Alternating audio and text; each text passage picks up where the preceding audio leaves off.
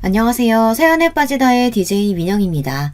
오늘도 두 가지 사연 준비되어 있으니 끝까지 함께 해주시고요. 구독과 좋아요 버튼도 잊지 말아주세요.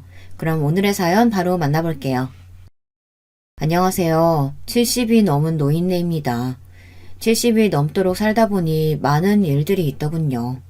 그 중에서 제가 제일 기억나는 사건들이 있어 여러분께 그냥 이런 인생을 살아왔다 말하고 싶어 사연을 신청하게 됐습니다. 본격적으로 이야기를 하려고 하는데 어디서부터 이야기를 할까 고민이 되네요. 우선 제 결혼 생활부터 이야기를 할까요? 결혼 생활부터 저의 생활은 달라졌으니 그때부터 말씀을 드리겠습니다. 결혼은 제가 어렸을 때 경험하지 못한 것들을 많이 겪게 해주었어요. 물론 안 좋은 일들이 아주 많았지만 제게 있어서 아주 중요한 사건 중 하나이지요. 다시 한번 삶이 주어진다고 해도 결혼을 선택할 만큼 결혼은 제 인생에 있어 아주 중요한 사건입니다. 빛 한 줄기 없던 제 삶에 희망이라는 걸 봤기 때문이죠. 어린 시절 아버지에게 얻어터지고 어머니에게 구박을 받는 게 당연하게 여겨질 정도로 저는 불행한 가정에서 태어났습니다. 빛이라고는 보이지 않는 삶을 살았어요. 그러다 제게 사랑이라는 감정을 알려준 남자가 있었고 저는 그 남자의 아이를 갖게 되었답니다. 부모님은 그런 저에게 욕을 퍼부었고 다시는 집에 찾아오지 말라고 했습니다. 그날이 제 인생에 있어 욕을 가장 많이 들은 날일지도 모르겠습니다. 그래도 저는 행복했습니다. 이 집구석에서 벗어나 사랑하는 사람과 살 수 있는 게 얼마나 행복한 일입니까? 그 사람은 굉장히 성실했고 다정한 사람이었습니다. 앞으로의 제 인생이 행복으로 가득 차 있을 거라고 생각했어요. 아무도 축복을 하지 않았지만 저희는 아이와 함께 행복하게 지낼 수 있겠다는 확신이 있었습니다. 하지만 그 확신은 바로 깨져버리고 말았죠. 그 사람이 얼마 지나지 않아 죽고 말았기 때문입니다. 저는 그 사람이 잘 버티고 있었다고 생각했어요. 그런데 지금 생각해보면 그 당시에 저도 불안해서 그 사람이 잘 버티고 있어야만 한다고 생각을 했나 봅니다. 그 사람에게 괜찮은지 물어본 적이 없었던 것 같네요. 그 사람이 떠난 이유는 다름 아닌 사기 때문이었습니다. 다 같이 잘 살고 싶은 마음에 투자를 했는데 그 사람이 사기꾼이었고 그 사람은 어떻게든 돈을 찾으려고 노력했지만 이미 없어진 돈 어디서 찾는가 말입니까? 결국 찾지 못하고 그 사람은 유서 한 장만 남겨두고 세상을 떠났습니다. 정말 절망적이었어요. 겨우 밝혀둔 불이 꺼지고 말았죠. 그땐 저도 어렸고 딸도 어린 나이고 어떻게 해야 할지 몰랐습니다. 저는 살기 위해 발버둥을 쳤습니다. 심지어는 밤일도 해봤죠. 그러다가 이건 도저히 아닌 것 같다는 생각에 다시 친정집으로 가서 무릎을 꿇고 싹싹 빌었습니다. 한 번만 봐달라고 용서를 구했어요.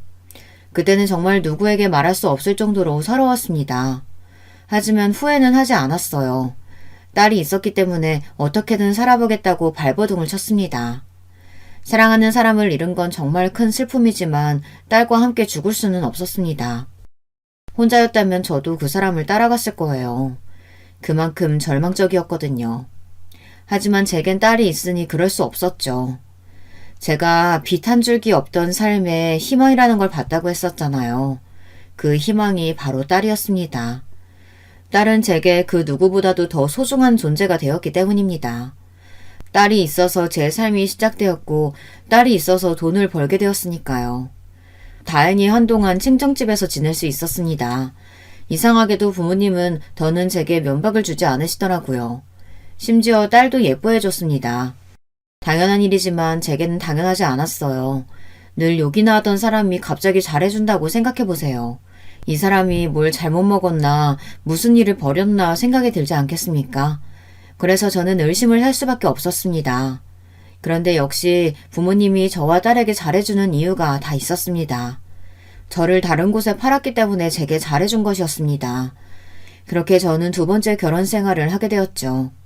처음에 저는 애딸린 아줌마와 누가 결혼을 하나 했는데 몸이 불편하고 나이가 꽉 찬 남자였습니다. 계속 어린 여자만 고집해 결혼 때를 놓쳤다고 했어요. 하지만 어느 여자가 나이 많은 그것도 몸이 불편한 남자를 만나겠습니까? 여러분이라면 만나겠어요? 그래서 시댁 부모님은 하자 있는 젊은 여자를 찾던 중 저를 찾았고 아이 하나 정도면 자기들이 얼마든 받아들일 수 있다고 해서 팔려가게 되었던 것이었습니다. 제게는 어떤 선택지도 없었어요. 처음에 그래도 좋은 사람일지도 모른다는 기대를 했습니다.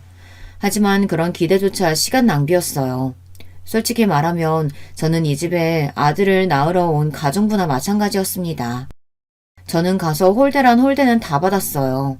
그리고 남편이란 작자는 어찌나 성격이 고약하던지 몸이 불편하다고 약자라는 말, 저는 그 말을 가장 싫어합니다.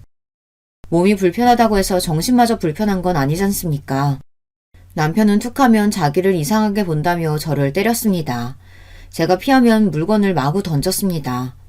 그런데 여러분, 제가 한 가지 질문을 해볼게요. 물건을 던지거나 누군가를 때렸다면 그건 누구의 잘못일까요? 질문이 너무 쉬운가요?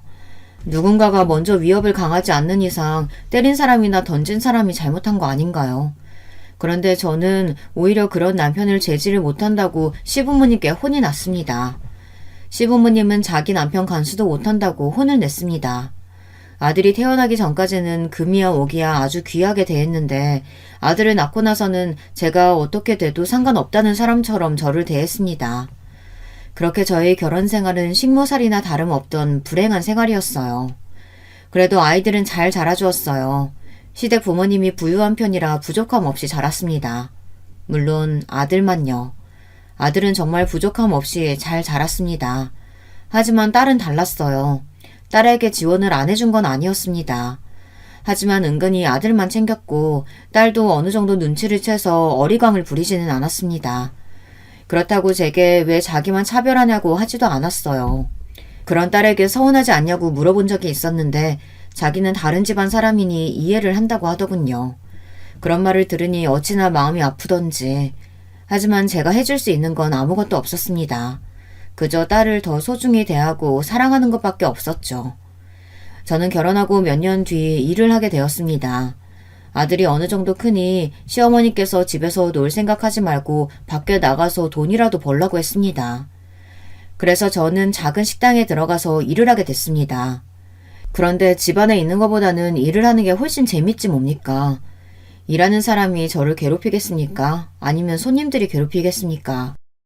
물론 진상 손님이 있기는 했지만 집에서 매일 보는 시부모님과 남편만 하지는 않았습니다. 그래서 저는 일하는 시간이 너무 행복했죠. 집에만 있으면 구박만 받고 맞기만 하는데 저를 필요로 해주는 사람도 있고 즐겁게 일을 할 수 있다는 게 어찌나 즐겁던지 아이들만 아니었으면 당장 뛰쳐나와 혼자 즐기고 싶은 마음뿐이었습니다. 저는 몇 년 동안 일을 하고 집에 들어와 아이들을 보고 남편 뒷바라지를 하며 살았습니다. 그러고는 한 번씩 친정으로 갔었죠. 가서 욕만 먹는데도 부모라고 인사를 하러 갔습니다. 그러다 제가 참지 못한 일이 생기고 말았는데요. 아니 글쎄 남편이란 인간이 바람이 났지 뭡니까. 그 작자는 돈이 없었으면 살지 못했을 거예요. 돈으로 이 여자 저 여자 만났더라고요. 그 모습을 보고 저는 정말 아들을 낳기 위한 존재였다는 걸 깨달았습니다. 그 모습을 보고도 시부모님은 아무 말 하지 않으셨기 때문이에요. 저는 더는 참을 수가 없어 남편에게 따졌습니다. 정말 너무한 거 아니에요? 이 집에서 집안일도 하고 일도 하고 당신이 하는 게 뭔데요? 바람 피우는 거? 지금 그게 당신이 할 짓이에요? 왜? 너도 내가 몸 불편하다고 무시하는 거냐? 내 몽둥이가 이렇다고 아무랑 못 만날 것 같아? 아니, 지금 그게 문제예요? 당신이 바람을 피우고 있다는 게 문제잖아요.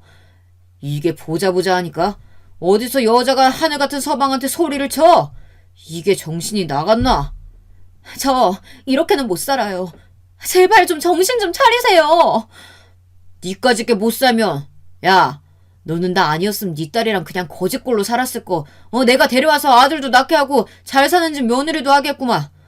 말하는 거 보면 하여튼 이래서 없는 것들 데려오면 안 되는 건데. 에휴. 저는 남편의 이야기를 듣고 충격을 받을 수밖에 없었습니다. 남편의 당당한 태도에 대해서는 충격을 받지 않았어요. 그럴 만한 인간이라고 생각했기 때문이죠. 하지만 딸은 완전 남처럼 생각하더군요. 아무리 피가 섞이지는 않았어도 그래도 제 자식인데 그런 식으로 이야기하는 건 너무하지 않나요? 저는 그 이야기를 듣고 남편의 뺨을 때렸습니다. 그리고 저는 남편의 지팡이에 머리를 맞았고 순간 눈앞이 캄캄해지며 쓰러지고 말았습니다. 그리고는 딸의 소리와 함께 정신을 차려 일어날 수 있었어요. 그런데 정신을 차리자마자 저는 시어머니에게 맞고 말았습니다. 이년아, 네가 뭔데 우리 아들을 때려? 하지 마세요. 우리 엄마 때리지 마. 그 애미의 그 딸이라더니 아주 성격이 고약한 건 닮았구만. 그러는 할머니는요. 성격이 얼마나 거지 같으면 아저씨 성격이랑 똑같아요? 그리고 우리 엄마가 어때서요? 딸은 저를 대신해 필사적으로 시어머니에게 대들었습니다. 저는 그만하라고 할 힘도 없었습니다. 이게 어리다고 봐줬더니 뚫린 게 입이라고 아주 나불나불거리고 있어. 아이고, 이런 걸 우리 장손이 누나라고 부른다니. 아이고, 두야. 어머니, 저희 딸 예뻐해달라고 하지 않을게요. 그런데 딸에게 뭐라고 하지는 말아주세요. 힘이 없었지만 딸에게 뭐라고 하는 건 참을 수 없었습니다. 지 딸이라고 챙기는 것 좀 봐라. 시어머니는 저와 딸을 훑어보며 혀만 계속 찼습니다. 얘, 너 설마 우리 아들이 다른 사람 만난다고 때린 거니? 너 그런 거야? 저는 아무 말도 못했습니다. 아니, 당연한 말을 왜 해야 하는지도 몰랐죠. 너는 말도 못해, 이년아? 안 사람이 얼마나 못했으면 다른 여자를 만났겠어? 나는 말이다, 안 사람 도리는 다 했어. 그래서 우리 집 양반이 어디 바깥으로 나들지도 않고 집에만 있잖니? 너는 네 잘못도 모르고 지금 우리 집안 귀한 아들 때린 거니? 참 어이가 없어서. 그럴 거면 나가! 이 집에서 나가라고! 쟤랑 같이 손잡고 나가면 되겠네. 아, 그리고 사돈 내는 가봤자 너 반기지도 않으실 게다. 이미 한번 나갈 딸이라고 처음부터 막 굴려도 된다고 하는 부모가 도대체 어디 있니? 아휴, 결혼만 잘 됐으면 내가 이런 집안 받지도 않는 건데. 시어머니의 말이 놀랍지는 않았습니다. 부모님이 그런 소리를 했다는 것도, 남편이 바람을 피운 게 제 탓이라는 것도 시어머니가 늘 하시던 말이라 아무렇지도 않았어요. 그래서 저는 집을 나가기로 결심했습니다. 이런 집이면 나가는 게 저에게도 도움이 되겠죠. 하지만 제가 나갈 수 없는 한 가지가 있었습니다. 이 집에서 가장 중요한 게 뭐가 있겠습니까? 아니, 제 인생에 있어서요. 딸과 아들, 제 자식들입니다. 시부모님과 남편에게 딸이 중요할까요? 없어도 그만인 사람들이 뭐가 아쉬워서 딸을 중요하게 생각하겠습니까? 하지만 아들은 다르죠. 제가 나간다고 하니 그럼 딸과 함께 나가라고 하더군요. 그래서 제가 4배 아파 낳은 자식은 아들도 있으니 아들과 함께 나가겠다고 했습니다. 제 배 아파 낳았으니 아들도 같이 데리고 나갈 거예요. 엄마 없이 어떻게 애를 키워요? 따라가면 당장 애 밥은? 애가 하고 싶어 하는 건? 애 환경은? 우리 손자가 그렇게 사는 꼴을 못 본다. 그리고 우리가 얼마나 손자한테 잘해줬는데 그럼 우리 자식이지? 솔직히 너도 우리 아들 아니었으면 아들 보지도 못했을 거 아니냐? 애는 못 준다. 나갈 거면 조용히 둘이서 나가야지. 아무 잘못 없는 애를 왜 데리고 나가긴 데려가? 시어머니는 남편과 정말 똑같은 말을 하며 아이를 못 준다고 했습니다. 그냥 도망칠까 생각을 많이 했지만 저는 그럴 수 없었습니다. 차마 아들을 버리고 갈 수는 없었죠. 아무리 잘 산다고 해도 자식을 버리고 가는 사람이 그게 부모라고 할 수 있겠습니까? 결국은 상처만 받고 시댁에서 살 수밖에 없었습니다. 하지만 그날 이후 딸마저 냉대를 받았습니다. 엄마가 미안해. 엄마가 뭐가 미안해. 내가 할머니한테 대들어서 그런 건데. 난 괜찮아. 그럴수록 저는 딸을 더 아낄 수밖에 없었습니다. 그런데 이게 또 문제가 되더라고요. 아들이 왜 누나만 챙기냐고 하더라고요. 누나는 우리 가족도 아닌데 왜 챙겨? 왜 나만 미워해? 엄마는 왜 우리 가족이 아닌 사람한테 잘해주는 건데? 저는 아들의 말을 듣고 놀랐습니다. 아들 입에서 딸이 우리 가족이 아니라는 건 처음 들었기 때문입니다. 그리고 아들은 제 딸을 정말 잘 따랐기 때문에 그런 말을 할 거라고 상상도 하지 못했습니다. 하지만 이 이야기가 나왔다는 건 어디서 들었다는 거겠죠. 저는 아들에게 그런 소리를 어디서 들었냐고 물었습니다. 너 그런 말 어디서 들었어? 누나가 왜 우리 가족이 아니야?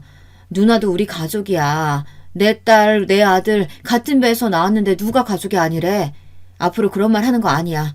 그리고 누가 미워해? 우리 아들이 세상에서 제일 좋은데. 이상하다. 할머니가 그랬는데 그럼 할머니가 거짓말한 거야?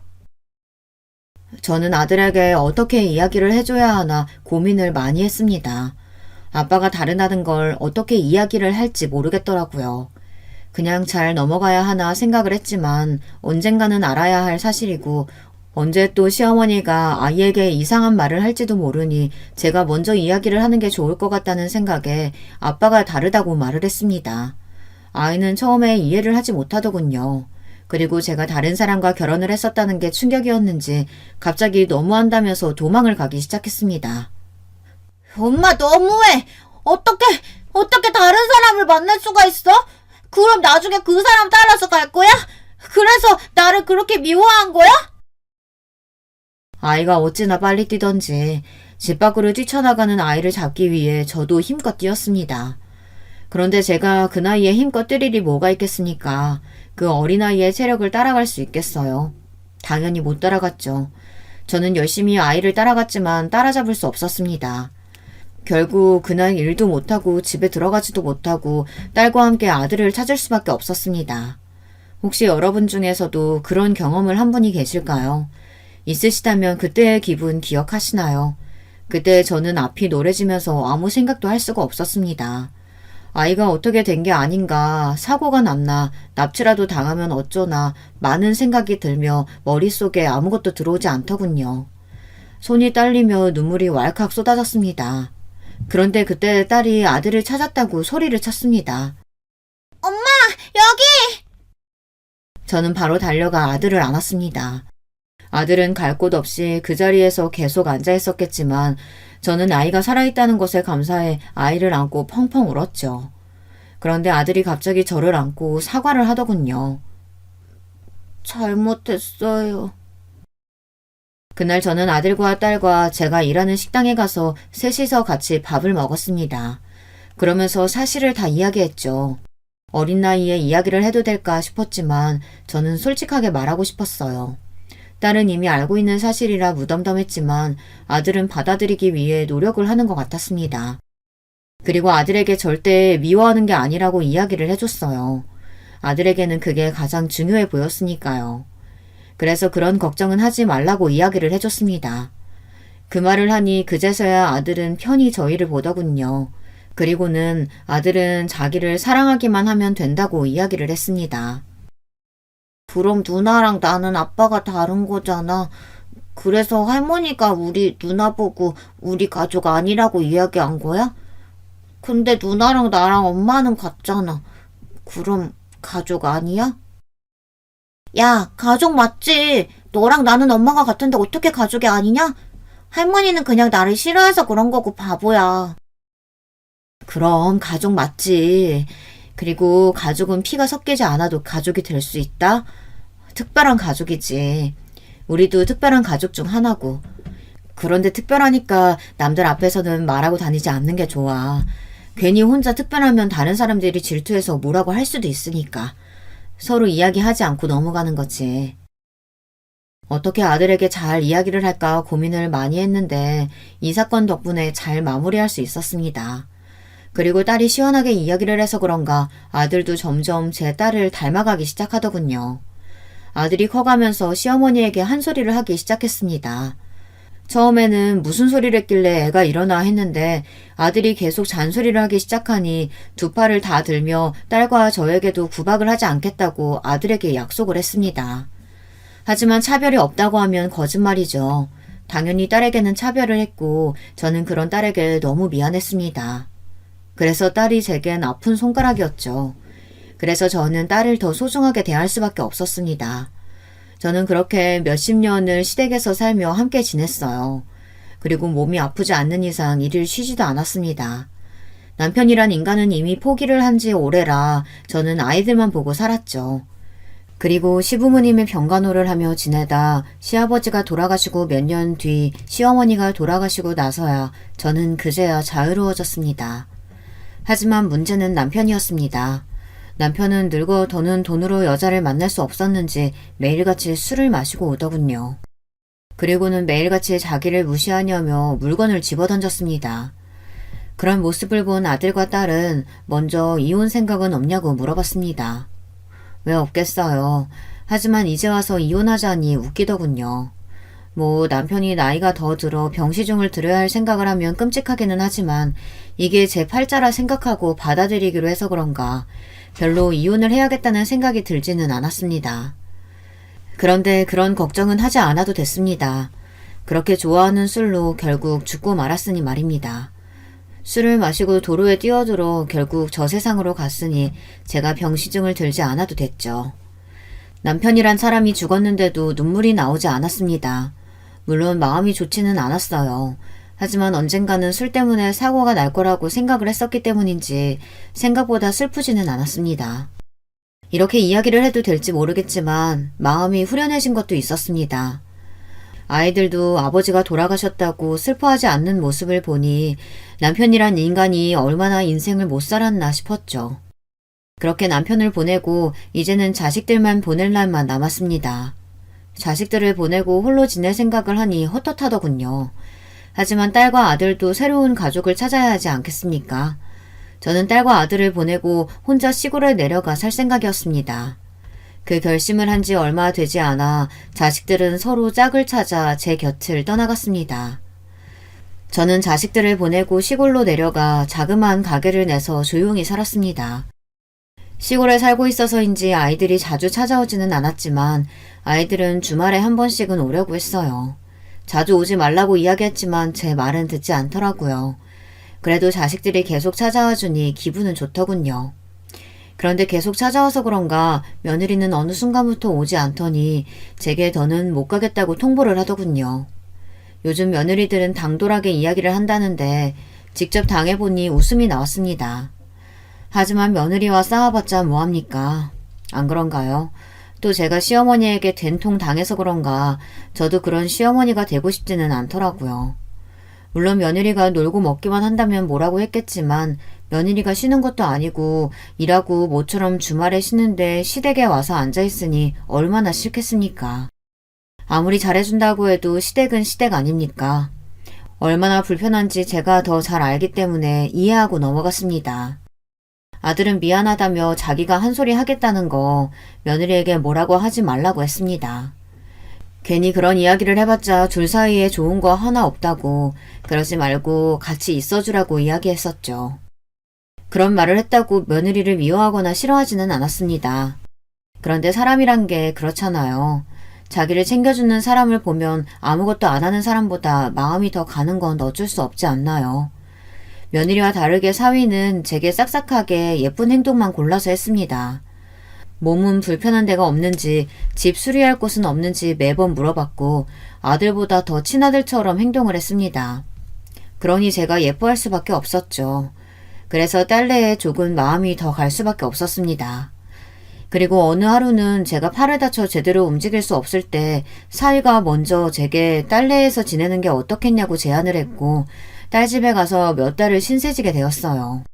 장모와 같이 산다는 게 쉽지 않은 일이라는 걸 잘 아는데도 불편한 기색 없이 편하게 대해주는 모습이 참 고마웠습니다. 그리고 딸아이에게도 잘 대해주니 얼마나 예쁘겠어요. 저는 점점 사위에게 마음이 갔습니다. 그런데 믿는 도끼에 발등 찍힌다고 저는 사위에게 발등이 찍히고 말았습니다. 이른이 넘어가면서 점점 몸이 좋지 않은 게 느껴지더군요. 그렇다고 몸이 아주 안 좋은 건 아니었습니다. 귀가 조금 들리지 않고 예전보다는 숨이 가빠지고 전보다는 자주 아프기는 했지만 제 나이에 비해서는 꽤 건강한 편이라 생각하며 살아왔습니다. 혼자서도 그럭저럭 잘 살아왔고 조용히 장사를 하며 지내왔었죠. 하지만 자식들은 걱정이었나 봅니다. 제 걱정을 어찌나 하던지 저는 제 걱정하지 말고 일이나 열심히 하라고 했습니다. 그러던 중 딸내에 안 좋은 소식이 생기고 말았습니다. 사위네 회사가 부도가 나서 실직을 하고 말았다는 겁니다. 다행히 딸이 직장을 다니고 있었지만 아이가 셋인 집에서는 딸 혼자 벌이로 어떻게 산답니까? 딸은 처음으로 제게 부탁을 했습니다. 엄마, 혹시 돈 좀 빌려줄 수 있어? 그 말과 함께 처음으로 딸내 사정을 듣게 되었습니다. 보니 바로 이야기한 것도 아닌 것 같았어요. 몇 달이 지나고 나서야 이야기를 한 것 같았죠. 자기네들도 어떻게든 버텨본다고 버티다가 제게 이야기를 한 것 같았습니다. 사부인은 딸이 결혼하고 얼마 있지 않아 돌아가셔서 부탁할 사람이 없었던 겁니다. 그래서 제게 부탁을 한 것이었죠. 자식이 어렵다는데 안 도와줄 부모가 있겠습니까? 저는 남은 전 재산을 딸에게 주겠다고 했습니다. 딸은 이렇게까지는 필요 없다며 거절을 하더군요. 부모로서 해준 것도 없잖니. 내가 너에게 미안한 것도 많고 네가 어렸을 때 그렇게 잘한 것도 나 때문인 것 같아서 마음에 걸리는 것도 많아. 엄마라고는 해준 것도 없는 것 같아서 마음이 불편했는데 이렇게 줄 수 있으니 얼마나 감사하니. 내 마음이니 이거라도 받으렴. 그럼 엄마 혹시 우리 집에서 같이 살지 않을래? 나도 그게 마음이 편할 것 같고 애들 아빠도 수락할 거야. 엄마 가게랑 집 다 정리하고 우리 집으로 와요. 엄마 몸도 불편하잖아. 한번 생각해봐. 알겠지? 딸의 제안에 저는 생각을 해봤습니다. 저와 같이 살면 행복할 것 같았어요. 하지만 아무리 딸 집이라고 해도 제 집이 아니니 괜히 불편할 것 같아 고민이 많이 되었습니다. 한참을 고민을 하는데 사위에게 전화가 오더라고요. 장모님, 안사람한테 이야기 들었습니다. 언제든 저희 집에 오셔도 돼요. 말씀만 해주세요. 아니, 그래도 자네가 불편할 텐데. 저는 괜찮아요. 아이들이야 어머님을 워낙 좋아해서 별 문제 없을 거고. 저희 회사가 괜히 이렇게 돼서는. 그게 자네 탓인가? 어쩔 수 없는 일 탓하지 말고. 그래도 이렇게 전화 줘서 고마워. 아닙니다. 편하게 말씀해 주세요. 사위의 말에 저는 딸 집에서 지내기로 마음을 먹었습니다. 그렇게 저는 다짐을 하고 가게도 팔고 집도 팔고 전 재산을 딸에게 주었습니다. 제게 남은 거라고는 자그마한 돈밖에 없었지만 그래도 딸이 편하게 지낼 수 있다면 저는 좋았습니다. 오히려 저는 마음이 한결 가벼워졌어요. 그런데 어느 날 사위의 통화를 듣고 경악을 금치 못했습니다. 앞서 믿는 도끼에 발등 찍혔다고 했죠. 사위는 저를 요양원으로 보낼 생각을 하고 있었습니다. 여보세요? 거기 요양원이죠? 75세 할머니 들어갈 건데 서류가 어떤 게 필요할까요? 아니, 그렇게 착하던 사위가, 그것도 집으로 오라고 했던 사위가 요양원에 저를 버리려고 한다는 생각을 하니 충격을 받을 수밖에 없었습니다. 그렇지 않나요? 그 말 한마디로 그 전에 있었던 일들이 모두 거짓으로 느껴졌습니다. 믿었던 만큼 저는 배신감이 배로 들었죠. 나이를 먹고 모든 일에 초연해졌다고 생각했는데 아니었습니다. 제 딸을 위해서도 있었지만 사위를 살리겠다고 사위가 살아야 제 딸도 살 거라는 생각에 모든 전 재산을 준 것인데 돌아오는 건 결국 저를 요양원에 가둬두겠다는 거니 저는 어떻게 돌려줄까 생각을 했습니다. 이 나이 먹고 복수를 시작하게 된 것이죠. 사위는 제 돈으로 꽤 큰 가게를 차렸습니다. 매달 일을 시작하다 체면이 살지 않았는지 가게를 차렸더군요. 예전 같으면 응원을 해줬겠지만 사위의 한마디에 저는 이미 돌이킬 수 없는 상처를 받아 곱게 보이지가 않았습니다. 저는 이런저런 생각을 다 했어요. 복수를 해본 적이 없는 사람이 그것도 다 늙어서 복수를 한다는 게 쉽지 않은 일이라는 걸 알잖아요. 어떻게 저의 배신감을 표현해야 할지 머릿속이 복잡했습니다. 5만 가지 생각이 다 들었어요. 첫 번째, 딸에게 당장 달려가서 이야기를 한다. 두 번째, 가게로 찾아가 없는 소문을 만들어 장사를 망하게 한다. 세 번째, 일부러 사위를 나쁜 놈으로 만들어 딸과 헤어지게 만든다. 네 번째, 사위 뒷조사를 해서 약점을 잡아낸다. 이 밖에도 다양한 방법들이 있었습니다. 하지만 사위의 장사를 망치는 건 딸도 힘들어할 것 같으니 할 수 없는 일이라고 생각했고 바람을 피우게 해서 나쁜 놈으로 만들어 헤어지게 만들자니 이건 딸과 손주들이 슬퍼할 것 같고 뒷조사를 해서 약점을 잡아낸다 한들 어떻게 이용을 할 것인지 모르겠는 겁니다. 결국 저는 나머지 방법을 쓰기로 했습니다. 다행히 아이들은 학교에 가서 집에 없었고 딸도 회사에 가서 집에 없어 사위와 둘이 있는 시간은 많았습니다. 사위의 출근 시간은 조금 늦은 시간이라 같이 있는 시간이 많았죠. 이서방, 이리 좀 올 수 있나? 네, 장모님. 내가 몸이 불편해서 그런데 부축 좀 해줄 수 있을까? 갑자기 허리가 너무 아파서. 네, 당연하죠. 사위는 언제나처럼 친절하게 저를 대해줬습니다. 이서방. 네, 장모님. 아이고, 미안하네. 방에 들어가고 싶어서. 괜찮지? 아유, 그럼요. 고마워. 우리 이서방밖에 없어. 아닙니다. 또 필요한 거 있으시면 말씀해 주세요. 그래, 그래. 저는 수없이 사위를 불렀습니다. 이서방, 이서방. 네, 장모님. 미안한데 혹시 집에 시금치가 있나? 갑자기 애들이 시금치 나물이 먹고 싶다고 한 게 기억나서. 제가 한번 찾아볼게요. 그래, 그래. 고마워. 장모님, 시금치는 없는 것 같은데요? 아이고, 어쩌나. 오늘 해달라고 한 것 같은데. 내가 갔다 와야 하나? 제가 갔다 올게요. 그래?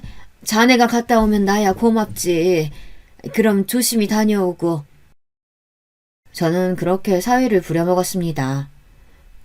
이서방! 네, 장모님. 사위는 조금 지쳐가는 게 보이기 시작했습니다. 시금치 간이 맞는지 좀 봐줄 수 있나?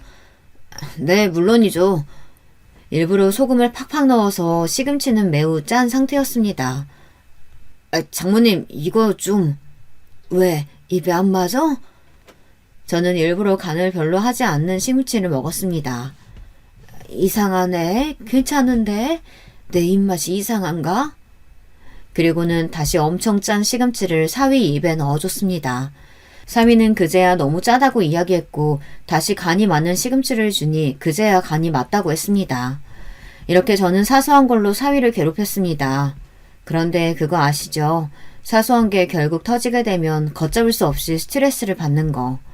저는 사위가 저로 인해 힘들어지길 원했습니다. 그래서 매번 혼자 있을 때 사위에게 시켰고 매번 조금씩 사고를 쳤습니다. 그럴 때마다 사위의 표정은 점점 어두워지고 있었죠. 저는 느낄 수 있었습니다. 사위가 점점 힘들어하고 있다는 걸요. 하지만 단 한 번도 제게 짜증을 낸 적이 없었습니다. 그것도 참 대단하지 않나요? 짜증 낼 법도 한데 짜증 내지 않고 제 요구를 들어주니 대단하다고 생각을 했습니다.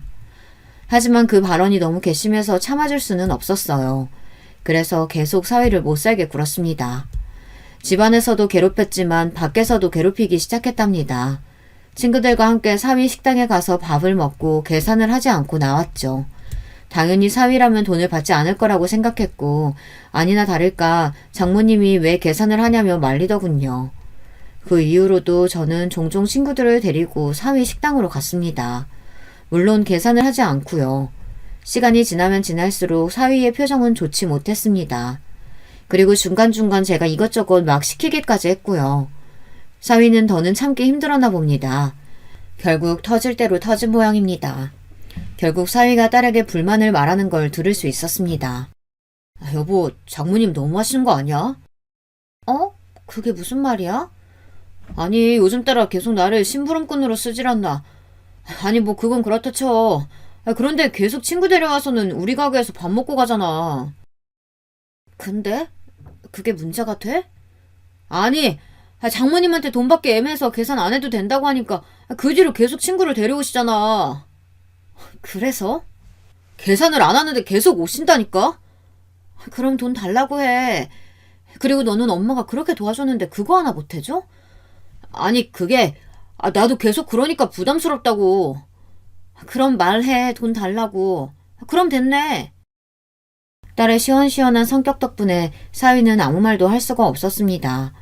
사위가 조금 바보같이 착하다고 해야 할지 미련하게 쓴소리를 못한다고 해야 할지 그런 면이 조금 있어서 딸에게 잡혀 사는 게 참 다행이라고 생각했습니다. 그 덕에 사위를 괴롭혀도 별 문제가 없었기 때문입니다. 그날 이후로 저는 더 열심히 괴롭혔어요. 조금 유치할 수도 있지만 사위를 골탕 먹이기엔 이것이 제일 직방이었으니까요. 그리고 그날 이후로는 식당에 가서 돈을 내고 먹었습니다. 물론 가끔 그냥 얻어먹고 갈 때도 있었지만 대부분은 돈을 냈습니다. 그러니 아무 말도 못하더군요. 딸과의 다툼 이후부터는 조금 다른 방법으로 갔어요. 딸에게 제가 먼저 요양원 이야기를 했습니다. 어떤 자식들은 자기들 힘들다고 요양원에 보내던데 저를 보낼 생각을 하고 있다면 꿈도 꾸지 말라고 이야기를 했습니다. 그런데 사위의 표정은 참 한결같더군요. 자기는 그런 생각을 한 적도 없다는 식으로 이야기하는데 얼마나 속이 뒤틀리던지. 딸은 그런 말 말라고 절대 그럴 일 없을 거라고 이야기를 했습니다. 저는 그때 네 옆에 있는 놈이 나를 요양원으로 보내려고 한다는 걸 말하고 싶었어요. 하지만 아직 그런 때는 아니라고 생각을 했죠. 만약에 엄마 치매가 오면 그때도 안 보낼 거야? 내가 아무것도 못 가리면? 엄마, 그건 당연히 내가 해야지. 아니면 내가 엄마를 왜 모셔왔겠어. 이서방이 힘들잖아. 엄마, 이 사람이 뭐가 힘들다고. 내가 다 할 건데. 그리고 엄마가 그렇게 다 내어줬는데 그거 안에 못 해줄까봐? 이 사람 그런 사람 아닌 거 알잖아. 그렇지 여보? 딸은 사위를 정말 많이 믿는 눈치였습니다. 하지만 그러면 그럴수록 사위의 표정은 좋아지지 않았습니다. 그리고 저는 본격적으로 사위를 못살게 굴기 시작했습니다.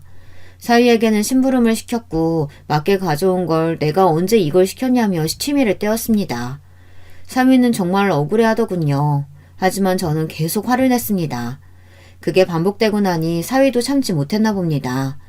몇 달이 지나고서야 제게 화를 낸 겁니다. 장모님, 정말 너무하시는 거 아닙니까? 내가 뭘? 아니, 매번 장모님이 사오라는 거 사왔는데 아니라고 하시고, 제가 그래서 메모하고 몇 번 확인하고 가도 그럴 일 없다면서 화를 내고 우기시고, 장모님 혹시 치매 오신 거 아니세요? 치매? 자네 미쳤어? 치매라고? 왜? 치매 오면 뭐? 요양원에 보내게? 아니, 무슨 그런 말을. 들었잖아요. 요양원 안 보낸다고. 내가 자네 속셈 알아. 누굴 속이나 귀신을 속이지. 저는 사위의 말에 아무것도 대답하지 않고 계속 나를 요양원에 보내려고 하는 거 아니냐고 이야기를 했습니다. 사위는 저와 더는 말이 안 통할 것 같았는지 대화를 끝내더군요. 그날 이후 저는 치매 검사를 하러 갔습니다. 하지만 치매일 리가 없죠. 사위는 계속 답답하다며 제게 이야기를 했습니다. 그리고 화를 낸 이후로는 참지도 않더군요. 그 모습을 보고 딸이 또 뭐라고 했습니다. 당신 요즘 엄마한테 너무 막 하는 거 아니야? 나도 참을 만큼 참았어. 정말 너무 하시는 거 아니냐고. 나도 힘들어. 당신도 이제 일 그만두고 어머님 봐봐. 얼마나 힘드나. 매일 시키면서 그거 아니라고 하고 화내고. 아니 가끔은 물건까지 던진다니까? 내가? 내가 물건을 언제 던졌어? 장모님. 또 왜 매번 저를 이상한 사람으로 만들어요? 저 그럼 할 말 없어요. 장모님 도대체 저한테 왜 그러세요? 사위가 정말 답답했나 봅니다. 딸 앞에서는 한 번도 제게 큰 소리로 화를 낸 적이 없었는데 화를 내니 말입니다. 당신 일부러 그러는 거 아니지? 엄마 돌보는 거 그렇게 힘들어? 그래서 일부러 그러는 거야? 치매 검사도 받을 때 아무 이상 없었잖아. 당신 요즘 많이 피곤한 건 아니지? 제가 시치미를 떼자 오히려 딸은 사위 걱정을 했습니다. 제가 절대 그럴 일이 없을 거라고 생각했기 때문이죠. 딸이 그러면 그럴수록 사위는 더 답답해했습니다.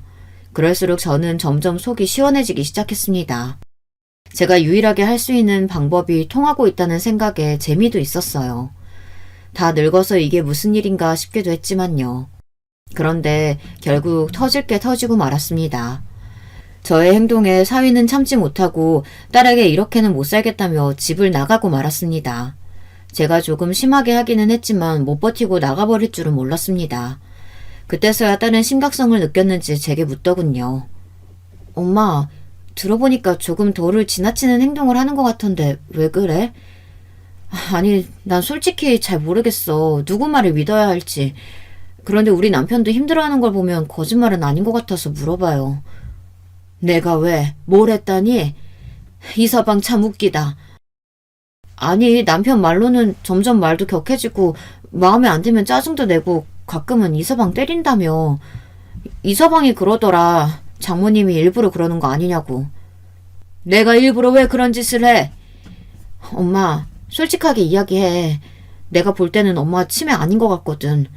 그런데 묘하게 이서방한테만 그러는 거 알아? 딸은 눈치를 채고 제게 물었습니다. 결국 저는 모든 사실을 말할 수밖에 없었죠. 그러자 딸이 충격을 받은 눈치였습니다. 그걸 보니 딸이 몰랐던 일인 건 확실했었죠. 그 말을 듣고 딸이 노발대발 화를 내며 가만두지 않겠다고 하더군요. 이게 은혜도 모르고 그런 말을 해? 엄마, 나도 가만히 못 있겠다. 그리고 딸과 함께 사위를 골탕 먹이기 위해 작전을 짰습니다. 그런데 그럴 필요가 없어졌어요. 저도 모르게 진짜 복수가 시작되고 말았거든요. 역시 인생이라는 게 어떻게 흘러가는지 모르는 게 맞았습니다. 제 복수가 이렇게 끝날 줄 누가 알았겠습니까? 딸도 함께 사위를 골탕 먹여주려고 했는데 이게 웬걸. 사위가 다른 여자와 함께 지낸다는 소문을 들었습니다. 아니 남자들은 가만히 있는 법을 모릅니까? 아니면 이런 놈들만 걸리는 겁니까? 왜 저희 모녀에게 이런 시련이 오는지 원망스럽더군요. 그런데 사위의 바람이 저 때문에 일어난 건 줄 알았는데 알고 보니 한참 전부터 만나고 있더라고요. 사위의 바람 상대는 예전 직장 동료인 것 같더군요. 딸이 그 사실을 알자마자 지인들을 통해 물어봤고 그때 충격적인 사실을 알게 되었습니다. 회사 사람들은 공공연히 다 아는 사실이라고 했거든요. 어쩐지 당당하게 집을 나가더라니 생활할 곳이 있어서 그랬는 모양입니다. 얌전한 고양이인 줄 알았더니 아주 교활한 여우더군요. 딸의 결혼마저 이렇게 허무하게 끝나버리는 건 아니라고 생각했습니다.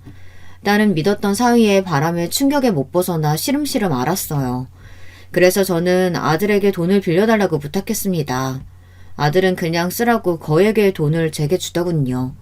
자식한테 이렇게 돈을 받는다는 게 미안했지만 딸을 위해서 사양하지 않고 받았습니다. 아들도 제 누나의 사정을 알고 있어서 그런지 돈을 더 많이 챙겨준 것 같더라고요.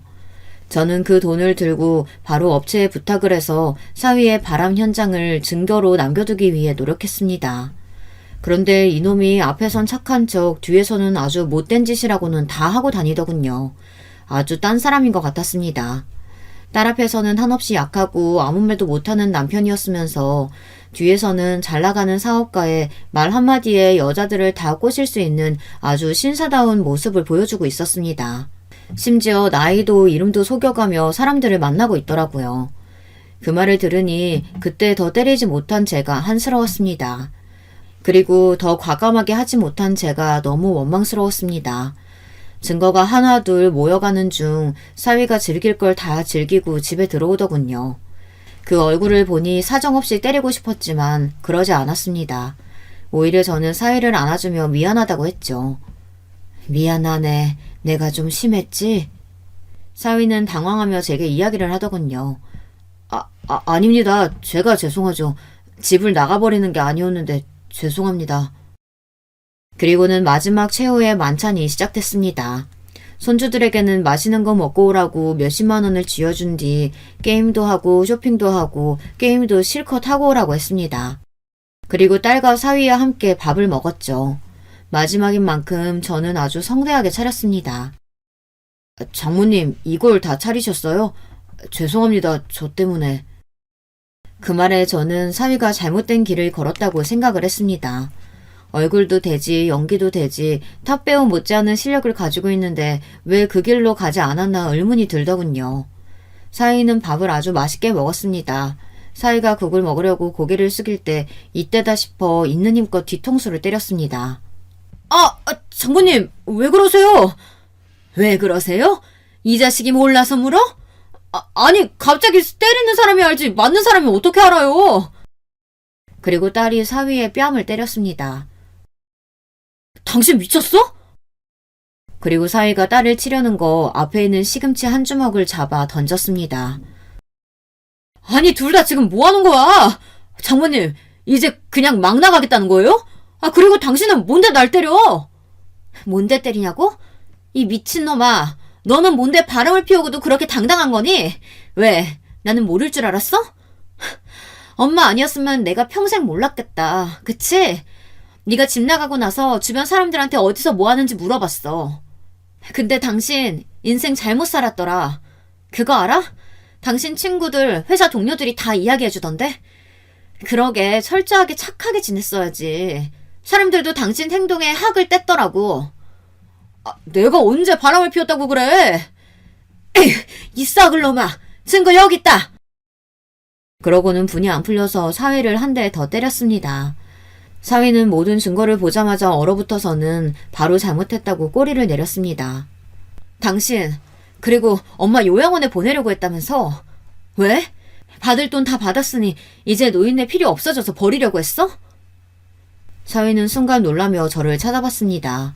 아무 말도 못하고 그저 잘못했다고 빌고 있었죠. 하지만 용서가 됩니까? 저희는 끝까지 용서를 하지 못했습니다. 바로 쫓아냈어요. 사위는 빈털터리로 쫓겨나고 말았죠. 불쌍하지도 않았습니다. 계속 한 번만 봐달라고 하는데 얼마나 꼴사납던지. 그 와중에 사위는 자기를 예뻐하지 않았냐고 한 번만 봐달라고 이야기를 하더군요. 자업자득 아닌가요? 사위가 그런 저를 요양원으로 보낼 계획만 세우지 않았다면 저는 계속 사위를 예뻐했을 겁니다. 안 그런가요? 그리고 솔직히 누가 딸의 결혼을 망치고 싶겠습니까? 복수라고 해봤자 그냥 노인네의 한풀이 정도로 끝을 내려고 했지 자기가 잘못해서 이렇게 끝난 거 아닙니까? 결국 사위는 아무것도 갖지 못하고 쫓겨나고 말았죠. 친구도 돈도 직장도 자식도 모두 잃은 채 쫓겨났습니다. 어쩌다 보니 완벽한 복수를 하고 말았죠. 딸은 그 사건 이후로 회사를 그만두고 사위가 하던 가게를 그대로 받아 이어갔습니다. 딸은 오히려 속이 편하다고 말하더라고요. 제가 그렇게 하지 않았더라면 사위가 나가지도 않았을 거고 그럼 이렇게까지 되지 않았을 테지만 그래도 속지 않고 사랑스러운 저희 가족끼리 살 수 있다는 게 다행이었습니다. 어쨌든 사위 덕에 사랑하는 딸과 손주와 살고 있으니 그거 하나는 고맙다고 말하고 싶네요. 덕분에 저는 행복하게 살고 있습니다. 여러분도 혹시 의도치 않게 누군가에게 복수를 한 적 있으실까요? 아니면 복수를 하지 못하고 살고 계신가요? 복수를 하지 않든 복수를 하든 여러분의 선택이 올바른 길이라는 거 잊지 않았으면 좋겠습니다. 그렇다고 복수를 위해 너무 망가지지 않았으면 좋겠네요. 저를 보세요. 시부모님은 나이 들어 죽고 남편이란 작자도 사고 나서 죽고 제가 모든 재산을 받았고 결국 제가 제일 편안하게 살고 있지 않습니까? 그리고 사위도 보세요. 제가 불을 켜고 아등바등 복수를 하려고 했다면 사위는 일찍 알아차리고 이렇게까지 나락으로 떨어지지 않았을 겁니다. 분명 잘못 살고 있는 사람들은 결국 벌을 받게 되어 있는 것 같습니다. 죽어서라도 받을 거라고 생각해요. 물론 제가 편히 살 수 있기 때문에 이런 소리도 하는 거겠죠. 그럼 이 늙은이 더는 헛소리 하지 않고 그만 이야기를 끝내도록 하겠습니다. 이 긴 이야기 들어주셔서 정말 감사합니다. 여러분, 두 번째 사연 시작하기 전에 좋아요, 구독 꼭 눌러주실 거죠? 그럼 두 번째 사연 바로 시작합니다. 저는 우리나라의 40대 평범한 가장이었습니다. 어릴 적부터 평생을 성실히 살아오신 부모님을 보고 자라 사소한 방황 한 번 하지 않고 무탈하게 자라왔다고 자부할 수 있었죠. 매일 새벽 4시면 칼같이 일어나셔서 신문 보급소 문을 여시고 신문 배달까지 하시던 부모님과 바쁜 부모님을 돕기 위해 어릴 적부터 저를 위해 아침을 차려주던 누나까지 가족 모두가 한 팀처럼 움직였으니 저 또한 성실하게 생활하며 부모님을 도울 수 있는 일이라면 뭐든지 해야 한다고 생각했죠. 물론 성실한 부모님이라고 해서 제게도 다 좋기만 한 것은 아니었습니다. 항상 당신들께서 평생을 쉬지 않고 일을 하시는 이유는 저와 누나 때문이라고 매일같이 말씀하셨으니까요. 거기다 두 분 모두 새벽부터 일을 하시면서도 저희를 챙기는 일은 물론이고 할아버지, 할머니까지 모시고 사셨습니다. 제가 고등학교 다닐 무렵 할아버지의 건강이 갑자기 안 좋아지셔서 아버지께서 할아버지를 돌봐야 할 일이 많아지기 시작했습니다. 그래서 아버지께서 하시던 신문 배달을 제가 하겠다고 자진했죠. 학생이 공부를 해야지. 일찌감치 돈 버는 일 하기 시작하면 아버지처럼 평생 일만 하게 돼. 아침에 일찍 일어나고 배달하고 오는 게 오히려 정신이 더 맑아져서 공부하기 더 좋아요. 저는 진심으로 그렇게 생각했습니다. 오히려 새벽에 일어나 찬바람을 쐬고 들어오면 정신이 번쩍 들어 등교하기 전까지 공부하기가 오히려 좋았습니다. 야, 다른 보급소는 신문 구독하면 라디오도 주고 선풍기도 준다던데 니네 아버지네는 왜 아무것도 안 줘? 어? 우리 아버지가 몇 년째 구독해서 보시는데 니네 아버지네는 너무 얄짤없다고 다음번에 다른 보급소로 바꾸신대. 꼭 별로 친하지도 않은 녀석들이 가끔 아버지의 보급소에 대해 괜한 시비를 걸어올 때도 있었는데 다음번엔 사은품 넣어줄 테니까 부모님께 꼭 연장하시라고 해. 알았지? 라며 저는 오히려 너스레를 떨었습니다. 그런 제 자신감 있는 모습을 아이들은 오히려 더 좋아했어요. 그래서 저는 고등학교 3년 내내 반장을 도맡아 했고 전교회장 후보까지 오르기도 했습니다. 마지막까지 접전을 펼치다 몇 표 차이로 아깝게 부회장이 되긴 했지만 그 정도만으로도 저는 스스로 대단하다고 생각했고 부모님과 할아버지, 할머니께서도 자랑스러워 하셨어요. 저는 성적도 나쁘지 않아 수능을 보고 난 뒤 담임 선생님께서는 저를 불러 서울에 있는 대학을 추천하셨습니다. 수능 점수도 모의고사 때보다 잘 나왔고 학년 내내 반장에다가 전교 부회장까지 했으니 충분할 거야. 내가 따로 추천서 써줄게. 저는 서울까지 갈 생각은 없어서요. 저도 욕심이 아예 없는 것은 아니었지만 고향을 떠나고 싶진 않았습니다.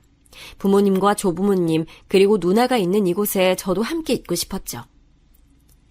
사내가 됐으면 더 큰 물에 나가 큰 인물이 될 생각을 해야지. 이 좁은 곳에 고여만 있으려고 하면 안 돼. 아버지는 지금까지 한 번도 본 적 없었던 얼굴로 남자가 그런 배포로 뭘 할 수 있겠냐 화를 내셨습니다. 저는 많이 놀라고 당황했지만 단 한 번도 부모님의 뜻을 거스른 적 없었고 앞으로도 그래야 한다고 생각했으니 부모님과 선생님 말대로 서울에 있는 대학에 원서라도 내보자 싶었죠. 떨어지면 떨어지는 대로 이곳을 떠나지 않아도 되니 저는 오히려 좋을 것 같았죠. 그런데 제 의지와는 다르게 떡하니 서울에 있는 4년제 대학에 붙어버리고 말았습니다. 저는 아직 부모님 그늘을 벗어나 단 한 번도 가본 적 없는 서울에서 지낼 자신이 없었습니다. 그래도 배포가 넓어야만 하는 게 남자였으니 결코 겉으로는 겁이 난다는 사실을 드러낼 수 없었습니다. 저는 입학을 몇 주 앞두고 아버지와 서울에 올라와 집을 구하러 돌아다녔습니다. 남자가 월세는 무슨 월세? 남한테 돈까지 주면서 살아버릇하면 절대 돈 못 모아. 무조건 돈 생기는 족족 모아서 서울에 집부터 사야지. 알았냐? 예, 아버지. 그리고 다른 건 신경 쓰지 말고 공부해서 무조건 좋은 회사에 들어갈 궁리부터 해. 괜히 돈 걱정한다고 아르바이트 같은 거 할 생각 말고. 돈 걱정, 집안 걱정은 절대 하지 말라고 하시며 당신들도 절대 내 자식 기죽게 안 할 테니 공부만 열심히 해서 하루라도 빨리 좋은 회사에 취직부터 하라며 몇 번씩 당부를 하셨습니다. 그렇게 저는 처음으로 혼자 지낼 수 있는 공간이 생겼어요. 작은 방 하나에 주방, 작은 욕실이 달린 빌라였지만 그래도 지은 지 얼마 되지 않은 새 집이라 마음에 들었습니다. 본가에 있을 때는 없었던 침대도 사고 깨끗한 새 책상도 샀습니다. 그리고 평소 갖고 싶었던 최신 컴퓨터도 샀죠. 당시 할아버지가 지병으로 돌아가셨는데 돌아가시기 전까지 계속 병원에 계셨으니 부모님께서 병원비로 은행에 빚까지 지셨다는 이야기를 누나에게 들어 알고 있었습니다.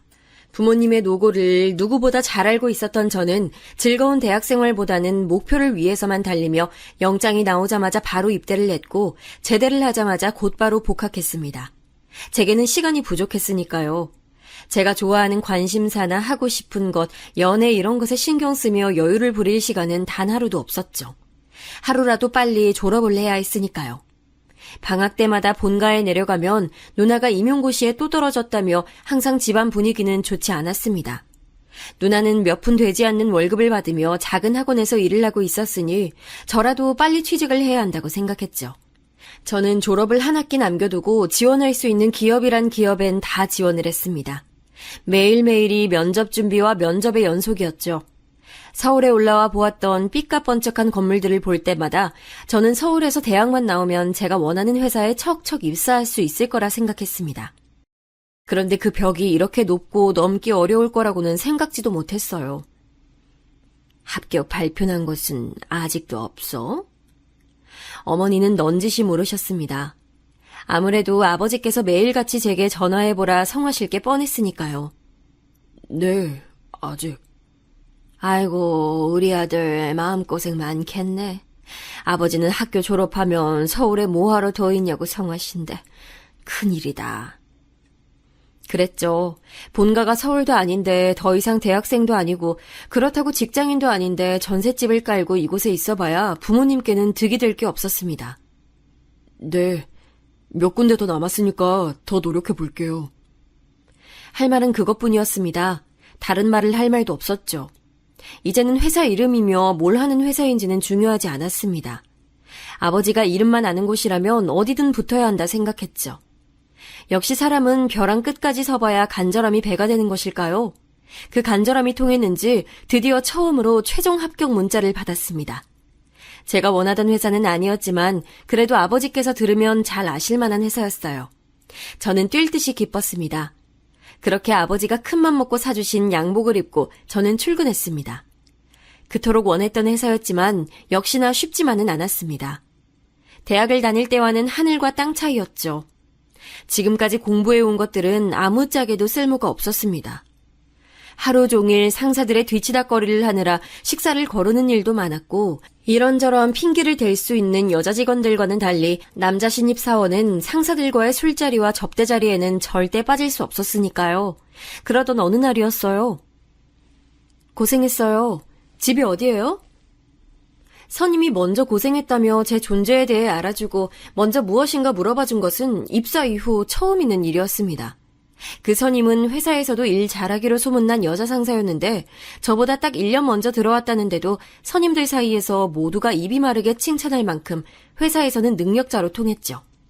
외모도 훌륭한데 명문대 출신이었고 들고 다니고 입는 것마다 모두 다 명품에 고등학교도 강남 8학군에서 나왔다며 소문만 무성했었는데 직접 마주친 것은 처음이었습니다.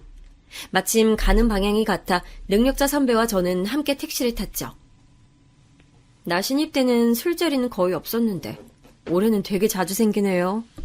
아, 그런 거예요? 저는 회사원들은 원래 다 이렇게 매일 마셔대는 줄 알았어요. 별말하지 않았는데 선임은 뭐가 그렇게 재밌는지 제 말에 빵 터져서는 자꾸 웃더라고요. 저는 제가 뭘 실수했나 싶어 물었는데 선임은 본인도 회사원이면서 회사원이라고 말하는 게 너무 웃기다며 웃음을 멈추질 않았습니다. 저는 머쓱해서 괜히 머리만 긁적거렸죠.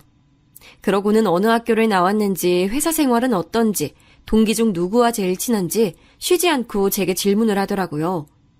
다른 선임이 그랬다면 왠지 불편했을 수도 있었을 것 같았는데 능력자 선배는 굉장히 자연스럽게 편하게 얘기를 이끌어주어서 뭔가 전부터 알던 친구와 얘기를 나누는 것 같았습니다. 나이도 동갑인데 둘이 있을 땐 우리 편하게 지내요. 친구처럼. 능력자 선배도 저와 같은 마음이었는지 먼저 친하게 지내자 얘기를 해주더라고요. 저야 당연히 싫지 않았죠. 회사 내에서 퀸카로 유명한 여자 선임과 사적으로 친구라니요. 제가 좀 앞서가는 것일 수도 있었지만 어쩐지 능력자 선배의 질문들에 나름 제가 잘 대답을 했나 싶어 약간 우쭐해지기도 했습니다. 그러다 결정적으로 능력자 선배와 아주 가까워진 계기가 있었습니다. 회사 내에 체육대회가 있어서 함께 준비물과 도시락 예약을 하기 위해 함께 외출을 나간 적이 있었는데 도시락 가게와 사무용품들이 즐비한 골목을 돌아다니며 함께 다니다 보니 이상하게도 묘한 기분이 들었습니다. 선임은 회사 일인데도 조금이라도 아껴보겠다고 가격 흥정을 했고 그게 잘 통하지 않을 때면 덤이라도 하나 더 얻으려 사장님들과 실랑이를 했습니다. 저는 그 모습이 이상하게 전혀 불편하지 않더라고요. 오히려 적당한 선을 지키면서 상대방의 기분까지 좋게 해준다고 할까요? 저는 자꾸만 선임의 그런 모습들에 시선이 끌렸고 가슴이 술렁였습니다. 그 나이까지도 모태솔로나 다름없었던 저는 처음 느껴지는 감정과 떨림에 심하게 동요하기 시작했습니다. 제 마음을 의식하기 시작하자 감정은 걷잡을 수도 없이 커져버렸고 점심을 함께 먹는 내내 제 앞에 마주 앉은 선임의 얼굴을 똑바로 쳐다볼 수조차 없더군요. 너무 떨려서요. 그런데 그때 선임의 휴대폰으로 누군가에게 전화가 걸려왔는데 왠지 급한 일인 것 같았습니다. 왜요? 회사에 무슨 일 생겼어요? 회사는 아니고 어머니께서 갑자기 쓰러지셔서 응급실이라고. 선임은 많이 놀랐는지 가녀린 손까지 벌벌 떨며 휴대폰을 쥔 손을 어쩔 줄 몰라 하고 있었습니다. 어디 병원 응급실인데요? 저는 뭐라도 도움이 되어야 할 것만 같아 서둘러 계산을 하고 가게 밖으로 나왔고 택시부터 잡았습니다. 그리고 놀란 선임의 어깨를 부축하며 택시 뒷좌석에 함께 올라탔죠. 응급실까지 가는 동안 저는 회사에 전화를 걸어 상황을 설명하고 선임이 많이 놀라 제가 응급실까지 모셔다 드리고 복귀하겠다 전달했습니다. 응급실에 도착해 선임의 어머님께서 계시다는 병실로 달려갔는데 다행히도 큰일은 아니었고 어머님께서 원래도 당뇨가 있어 어지럼증이 좀 있으셨는데 하루 종일 일이 바빠 식사도 못하시고 잠깐 바람을 쐬러 밖에 나왔다가 순간 쨍한 햇빛에 머리가 핑 돌며 바닥에 주저앉아 버리셨다는 것이었습니다. 선임은 그제야 좀 긴장이 풀렸는지 그 큰 눈으로 눈물을 펑펑 쏟아냈습니다. 엄마는 왜 밥을 안 먹고 이래? 어머니의 품에 안겨 제발 건강 좀 챙기라며 울먹이는 선임의 모습이 안쓰러우면서도 어머니를 걱정하는 모습이 예뻐 보였습니다. 그때 깨달았죠. 제가 우리 회사 킨카인 능력자 선배에게 빠져도 아주 단단히 빠졌다는 사실을요. 그래도 저만 하시길 다행이네요. 그러게요. 오늘 너무 고마웠어요. 아까 식당에서 나 혼자 있었음 아무것도 못하고 울고만 있었을 거예요. 저는 제가 한 것도 없는데 선임이 자꾸만 고맙다고 말하는 게 괜히 쑥스러워서 저희 할머니께서도 당뇨가 심하신데 끼니를 거르거나 두통이 있을 때 외출하는 건 삼가야 한다며 어머니께도 꼭 알려드리라면서 선임의 눈도 제대로 마주치질 못한 채 횡설수설 말했습니다. 그러자 선임은 저와 함께 있으면 왠지 마음이 편하다면서 병실 앞에 앉아 이런저런 얘기들을 함께 나눴습니다.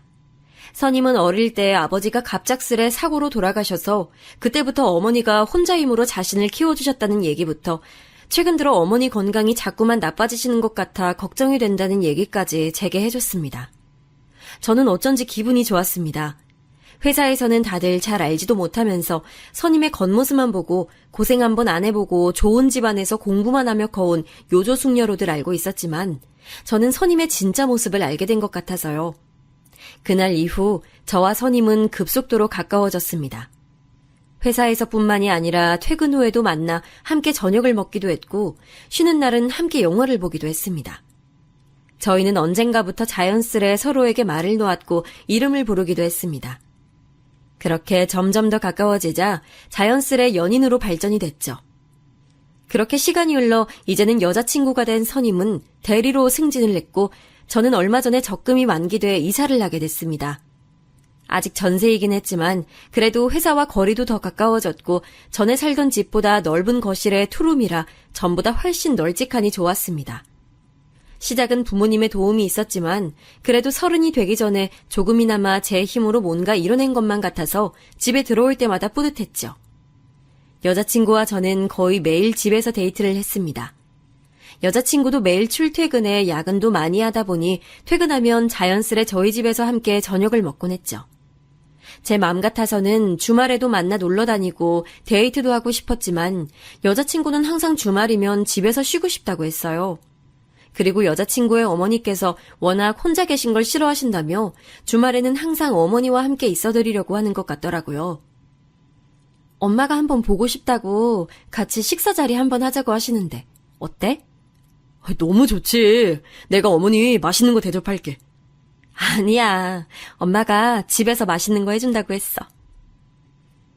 여자친구와 연애를 하면 할수록 저는 점점 더 좋아졌습니다. 혼자 서울에 올라와 산 지도 10년 가까이 되다 보니 매일 혼자 밥을 먹고 혼자 아침에 눈을 뜨는 게 너무 외롭고 씁쓸했습니다. 안 그래도 저는 하루라도 빨리 여자친구와 함께 살고 싶다는 생각하며 결혼 생각이 간절했습니다. 그런데 여자친구가 먼저 어머님께 인사를 가자고 말해주니 너무 좋았습니다. 그렇게 저는 정식으로 처음 그녀의 집에 가게 됐습니다. 매일 집 앞 골목에서만 헤어지다 집 안까지 들어간 것은 처음이었죠. 저는 어머님이 좋아하신다는 과일과 케이크 그리고 제가 따로 미리 주문해 놓은 꽃다발까지 양손 가득 바리바리 들고 갔습니다. 어머니께서는 너무 밝은 얼굴로 저를 맞이해 주셨어요. 어머, 반가워요. 오랜만에 솜씨 좀 내봤는데 맛있나 모르겠네. 와, 다 너무 맛있을 것 같아요. 잘 먹겠습니다. 미리 차려주셨다는 상은 이미 상다리가 휘어질 듯 진수성찬이 차려져 있었습니다. 딸은 엄마의 음식 솜씨를 닮는다는데 여자친구의 실력도 기대될 정도로 어머니의 음식은 너무 훌륭했습니다. 부모님은 지방에 계시다고? 예, 고향에서 신문 배급소 하고 계세요. 배급소를 오래 하셨다고 들은 것 같은데 아직도 하고 계신 걸 보면 아직 경제적으로 많이 힘드신가? 아, 많이 힘드신 건 아니고요. 아버님이 오랫동안 한 가지 일만 성실히 해오셔서 그런지 할 수 있으면 계속 일을 하고 싶어 하세요. 아직 누나도 결혼을 안 하기도 했고요. 성실하기만 하시면 되나? 재산을 좀 불리셔야지. 조모님도 모시고 산다고 들은 것 같은데 그럼 집이 좀 커야겠네. 가족들 모두 지금 하고 계신 배급소 건물에 살고 계세요. 어머? 배급소 건물이 아버님 거구나? 아, 예. 처음엔 꼬치꼬치 모르시는 게 귀한 딸내미 혹시나 괜한 남자 만나 고생할까 싶은 마음에 그러실 수 있겠다 싶으면서도 한편으로는 뭐 이런 것까지 모르실까 싶은 것도 있었습니다. 할머님의 연세나 그전에는 무슨 일을 하셨는지까지 어머니의 끝도 없이 이어진 질문 세례에 이것저것 정신없이 대답을 하다 보니 어느새 어머님과 여자친구는 과일과 커피를 준비하고 계셨습니다. 저는 기다리며 집을 둘러봤습니다. 여자친구의 집은 제가 서울에 처음 올라와 살던 전셋집과 비슷한 평수의 집이었어요. 방 하나에 작은 창고방 하나, 거실이라고 말하기에는 너무 주방과 가까운 그런 집이요. 일찍부터 혼자 되셨으니 평생을 혼자 일하시며 딸을 키우기가 쉽지 않으셨겠다는 생각에 여자친구가 저희 집에 올 때마다 했던 말이 떠오르더라고요. 나는 한 번도 제대로 된 내 방을 가져본 적이 없어. 제대로 된 내 방? 왜 있잖아. 침대, 책상, 화장대, 오롯이 내 물건만 있는 내 방. 어릴 때부터 사정이 좋지 않아 어머니와 단둘이 이 집 저 집을 이사 다니다 보니 항상 작은 집에서 어머니와 같은 방을 썼다는 얘기를 여자친구에게 종종 들어 알고는 있었지만 실제로 제 눈으로 직접 그 모습을 보고 나니 조금 속상한 마음이 들었죠.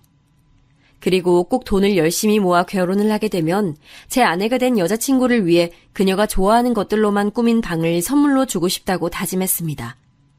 제가 지금까지 살아오며 했던 많은 다짐들은 항상 이루어지곤 했으니 이 또한 꼭 이룰 수 있을 거라고 생각했죠.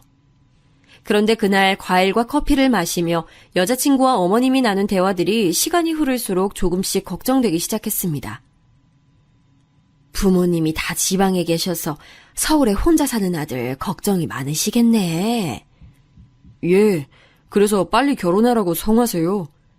어머, 그래? 부모님께서 아들 장가 보낼 준비를 다 해놓으셨나?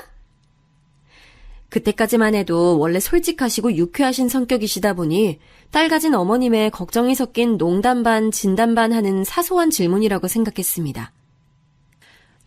아버지께서도 요즘 여자들이 서울에 30평대 아파트 아니면 결혼을 안 하려고 한다더라 하시면서 농담하시긴 하셨어요. 와, 아파트? 나 아파트 너무 살아보고 싶었는데. 그러게, 우리는 아파트 한 번도 못 살아봤네. 난 아파트 살면 베란다 확장 이런 거 안 하고 꼭 베란다 있는 게 좋더라.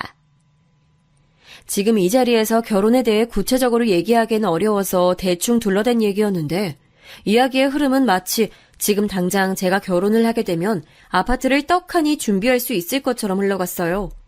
그리고 가장 중요한 건 마치 여자친구의 어머님까지도 함께 살게 될 것처럼 말씀하셨다는 겁니다. 그날 이후 저는 눈치를 살피다 여자친구에게 말을 돌려 넌지시 꺼냈습니다. 만약 우리가 결혼을 하게 되면 어디에 살고 싶은지에 대해서요. 자기랑 같이 사는 건데 난 어디든 좋지. 그래? 그럼 아파트가 꼭 아니더라도 괜찮아? 그럼. 그날 한 얘기는 농담이지. 우리 자기 부담 가졌구나. 역시 제 여자친구였습니다. 다른 여자들처럼 서울에 30평대 아파트가 없으면 결혼 못한다며 헤어지자고 할 여자가 아니었죠. 그런데 다시 돌아온 여자친구의 대답에 저는 놀라 순간 무슨 말을 해야 될지 모르겠더라고요. 집은 아파트든 단칸방이든 상관없는데 사실 난 엄마랑 떨어져서 산다는 건 아예 생각해 본 적은 없어. 응? 그게 무슨 소리야? 난 결혼해도 엄마랑 같이 살고 싶어. 아무리 그래도 결혼하면 당연히 독립해서 나와야지. 엄마는 나 없으면 많이 외로워하실 거야. 이 이야기는 도대체 무슨 뜻일까요? 30이 다 된 성인이 어머니와 떨어져서 산다는 걸 생각해 본 적이 없다니 말입니다. 저는 여자친구가 들어도 기분이 나쁘지 않을 말들을 골라 계속해서 생각해봤지만 도저히 떠오르질 않았습니다. 그날도 결국 속 시원한 얘기는 나누지 못한 채 마음이 찝찝한 상태로 돌아왔죠. 물론 여자친구와 어머니가 오랫동안 서로 의지를 하며 살아온 세월을 생각하면 아예 이해하지 못하는 것도 아니었습니다. 하지만 결혼을 해서 저와 함께 산다는 건 전혀 다른 문제였죠. 처가살이도 생각해 본 적이 없는데 제가 모시고 산다니 말입니다. 오랜만에 만난 대학 때 친구들에게 고민 비슷하게 말을 꺼냈는데 다들 노발대발 난리들이더군요. 이미 결혼을 한 친구들은 더 난리였습니다. 시집살이는 옛말이고 요즘은 장모님들이 아이를 봐주시는 일이 많다 보니 자주 서로의 집을 왕래하는 일이 많아지면서 장서 갈등이라는 말이 나올 정도로 심각한데 심지어 결혼함과 동시에 장모를 모시고 산다는 건 아주 신중히 생각해봐야 할 문제라고요. 듣고 보니 단순히 생각할 문제는 아니었습니다. 그리고 가장 중요한 건 저희 부모님께서 허락할 리 없는 문제였죠. 하지만 제가 너무도 사랑하는 여자친구에게 이런 제 마음을 어떻게 전달해야 할지 도무지 떠오르질 않았습니다. 그러던 와중에 할머니가 돌아가시게 되어 고향에 내려가게 됐는데 여자친구가 자신도 함께 내려가 도울 일이 있으면 돕겠다며 함께 가자고 하더라고요. 제 여자친구였지만 정말 천사나 다름없었습니다. 어떤 여자가 결혼도 하기 전에 그 먼 시골까지 내려가 어른들만 잔뜩 계신 곳에 가고 싶겠어요. 역시 제가 사랑하는 사람이다 싶었죠. 할머니의 장례로 며칠 동안 정신이 없었는데도 저희 부모님께서는 처음 만난 제 여자친구가 마음에 드셨는지 슬픈 와중에도 여자친구를 챙기는데 여념이 없으셨습니다. 할머니도 보셨으면 너무 좋아하셨을 텐데. 엄마는 그렇게 시집살이를 하고도 할머니 돌아가신 게 슬퍼? 얘는? 당연하지. 너 행여나 아버지 앞에서 그런 소리 말어. 제 여자친구를 만나서 기쁜 마음이 크면서도 어머니는 할머니께 그 모습을 보여드리지 못해 아쉬워하셨는데 누나는 그런 어머니의 모습마저 마음에 들지 않았는지 돌아가신 할머니 영정 사진이 바로 눈앞에 버젓이 있는 앞에서도 투덜거렸습니다. 제가 좀 더 빨리 인사드리러 올 걸 그랬나 봐요. 저도 할머니 꼭 뵙고 싶었는데. 아이고, 얼굴만 예쁜 게 아니라 말도 예쁘게 하네. 제 여자친구는 정말이지 부족한 점이라고는 없는 여자였습니다. 그 좋은 대학에 좋은 직장까지 다니려면 내내 공부만 해도 시간이 모자랐을 텐데 어쩜 그렇게 나이도 어린 아가씨가 눈치도 빠르고 손도 야물딱지냐며 저희가 서울로 올라오고 나서도 저희 부모님께서는 입이 마르게 여자친구를 칭찬하셨습니다. 서울 깍쟁이라는 말도 다 틀린 말인가 보다. 그렇게 예쁘고 싹싹한 아가씨 절대 놓치면 안 돼. 결혼 비용 때문에 미루는 거면 걱정하지 말고 빨리 날짜부터 잡어. 아버지는 마음이 급하셨는지 집 사는데 필요한 돈은 어떻게든 도와줄 테니 후딱 식부터 올리라며 성하셨습니다. 아버지 말씀이 맞았습니다. 이런저런 고민이 있다고 해도 세상에 하나뿐인 제 사랑스러운 여자친구를 놓칠 순 없었죠. 뒷일이 어떻게 되든 한번 밀어붙여보자 싶었습니다. 저는 굳게 마음을 먹고 여자친구에게 프로포즈를 했습니다. 여자친구가 평소 좋아하던 식당을 빌려 노래도 부르고 미리 준비해둔 반지도 꺼내 손가락에 끼워주었죠. 프로포즈가 끝나고 감동의 여파가 아직 가라앉지 않은 분위기 속에 저는 달콤한 디저트를 먹으며 여자친구와 결혼에 대해 진지한 대화를 나눠봐야겠다고 생각했습니다. 저는 부모님께서 여자친구를 너무 마음에 들어 하신다는 말로 천천히 운을 뗐습니다. 그리고 할머니께서 돌아가시면서 아버지에게 남겨주신 땅과 재산이 조금 있어서 만약 우리가 결혼을 한다면 아버지께서 지금 당장 그 재산들을 정리해 서울의 30평대까지는 아니어도 작은 아파트 정도는 사줄 수 있다고 하셨다고 했습니다. 그러자 여자친구는 제게 와락 안기며 저희 부모님께서 능력자라며 엄지손가락을 축혀 올리더니 어떻게 서울의 아파트까지 사주실 수 있냐고 엄청 좋아하더라고요. 우리 엄마도 너무 좋아하시겠다. 그건 그렇고 사실은 나 그거에 대해 물어보고 싶었는데. 응? 뭔데? 물어봐. 자기 어머님 말인데 혹시 우리가 결혼해서 자기가 나오게 되면 혼자 살기 힘드실까? 제 질문에 여자친구는 잠시 아무 말도 없이 가만히 저를 바라봤습니다. 그 잠깐의 정적이 흐르는 동안 저도 수많은 생각들이 스쳐 지나갔죠. 우리 엄마 조리원에서 3교대 근무라 새벽까지 나가시기도 하고 매일 아기 안고 일하시다 보니까 몸도 성한 데가 없어. 알지. 난 우리 엄마 일도 다 그만두고 내가 번 돈으로 호강하면서 나랑 오랫동안 같이 사는 게 꿈이야.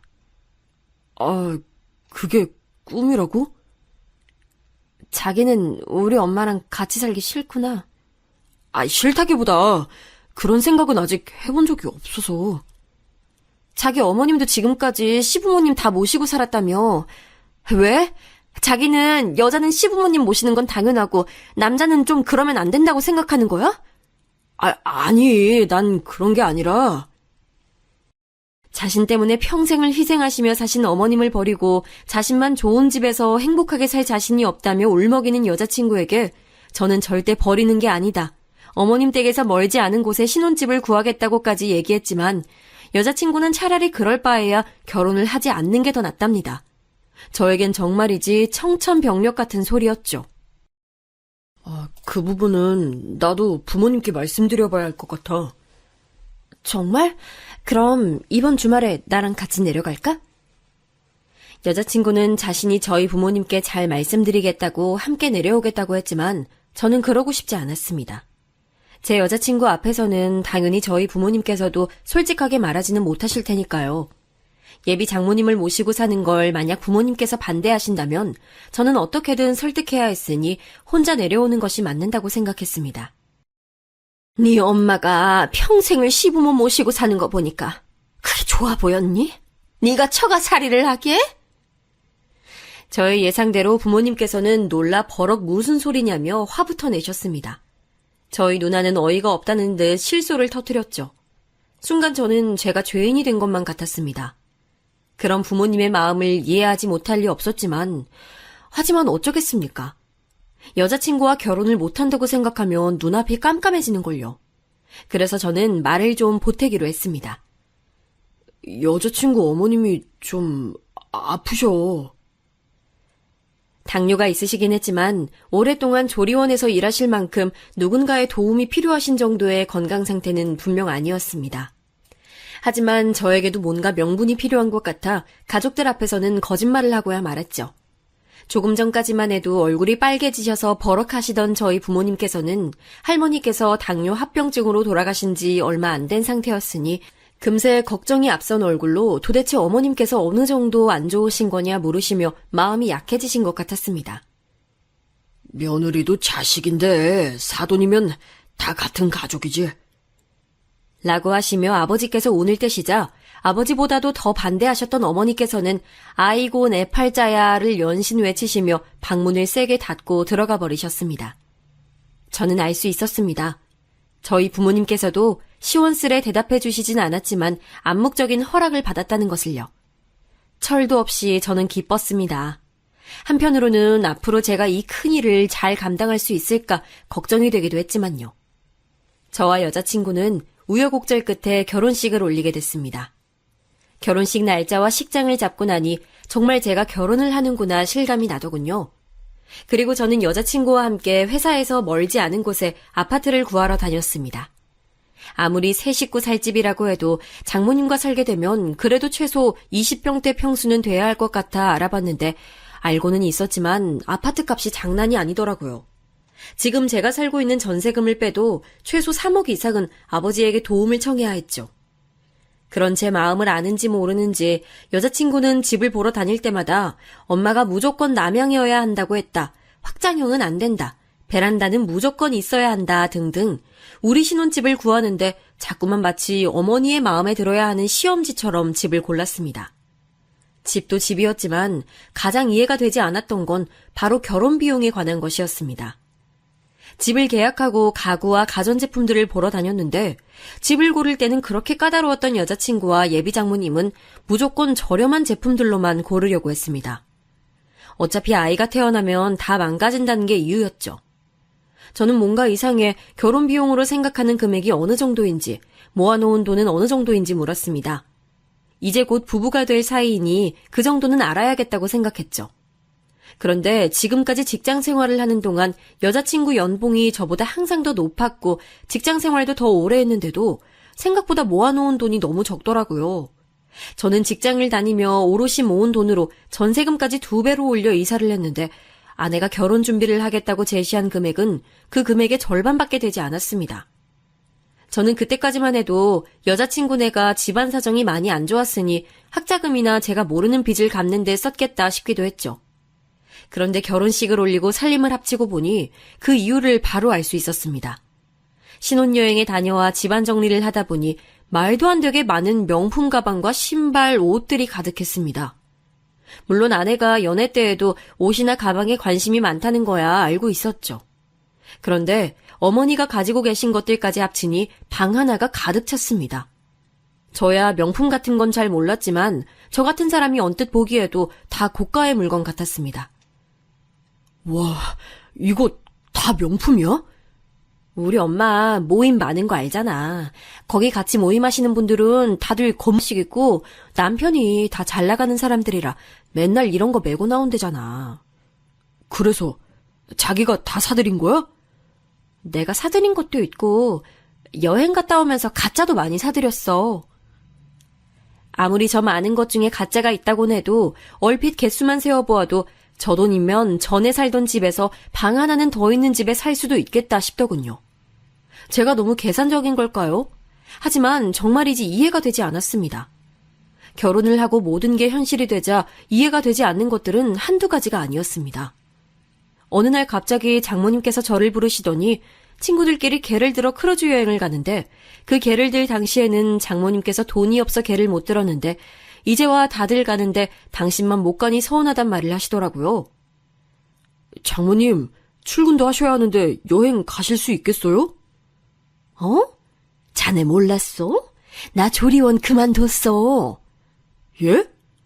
언제요? 우리 딸내미가 이제 일 그만두고 편하게 여행이나 좀 다니라던데? 저는 사실 좀 놀랐습니다. 건강이야 예전보다 많이 좋아지셨고 연세도 저희 부모님보다 훨씬 더 젊으신데 지금까지 잘 해오시던 일을 딸이 결혼 좀 했다고 해서 갑자기 그만두신다니요? 저는 찝찝한 마음을 애써 숨기고 크루즈 비용이 얼만지 물었죠. 500. 10일 동안이나 가는 건데 저렴하니 괜찮지? 저는 정말이지 입이 쩍 벌어지는 것만 같았습니다. 금액도 제가 생각한 것보다 너무 비싸기도 했지만 500이나 되는 금액이 저렴하다며 별거 아니라는 식으로 말씀하시는 장모님이 역시나 이해되지 않았죠. 저희 부모님은 평생 신문 보급소를 해오시느라 그 흔한 관광 한 번을 못 다니셨는데 말입니다. 저는 그날 밤 아내에게 상의를 했죠. 장모님께서 크루즈 얘기를 하시는데 우리도 지금은 여윳돈이 없으니 다음에는 꼭 보내드리겠다. 장모님 서운하지 않게 말씀드리는 게 어떻겠냐며 아내에게 얘기했죠. 그러자 아내는 대뜸 자신이 보내드릴 테니 제게 신경 쓰지 말라고 하더군요.